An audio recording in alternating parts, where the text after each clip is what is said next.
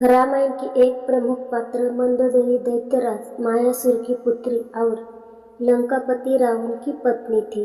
आज इस लेख में हम मंदोदरी से जुड़ी कुछ रोचक और अनसुनी बातों के बारे में जानेंगे। मंदोदरी के पूर्व जन्म की कहानी।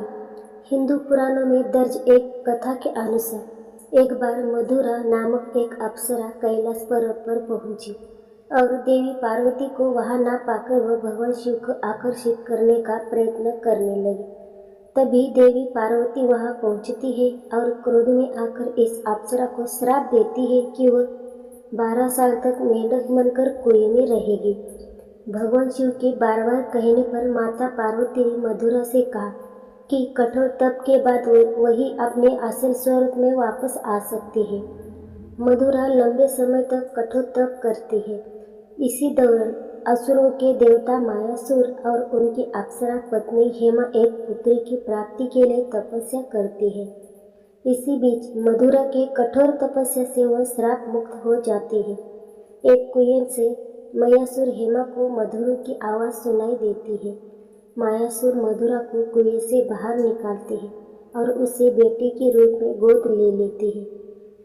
मायासुर अपनी गोद ली पुत्री का नाम मंदोदरी रखते हैं, जिनसे रावण बाद में विवाह करता है। रावण मंदोदरी से विवाह। एक बार रावण मायासुर से मिलने आए और वहां उनकी खूबसूरत पुत्री को देखकर उस पर मंत्रमुग्ध हो गया।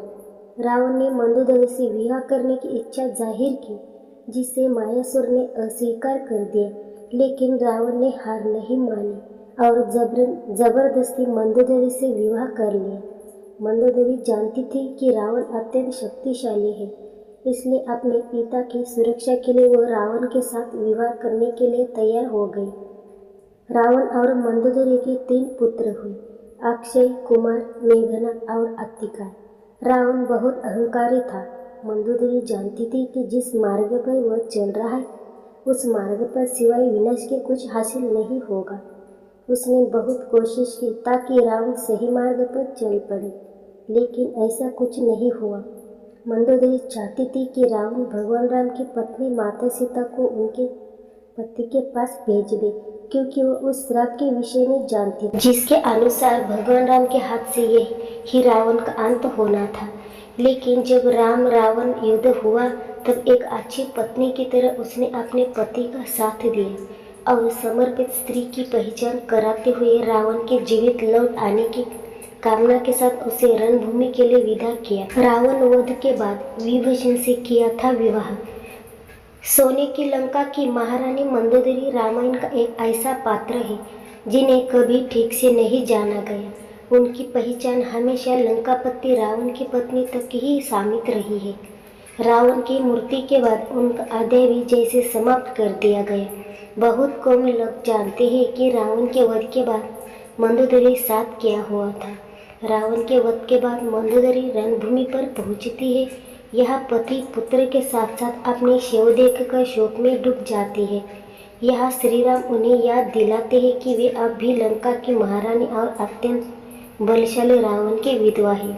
इसके बाद मंदोदरी लंका वापस लौट जाती है।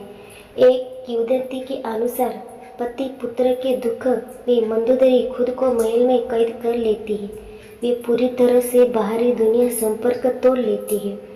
इस दौरान विभीषण लंका का राजपाट संभाल लेते हैं। कई सालों बाद मंदोदरी फिर से अपने महल से बाहर निकलती है और विभीषण से विवाह करने के लिए तैयार हो। विवाह के बाद मंदोदरी ने विभीषण के साथ मिलकर लंका के साम्राज्य को सही दिशा में आगे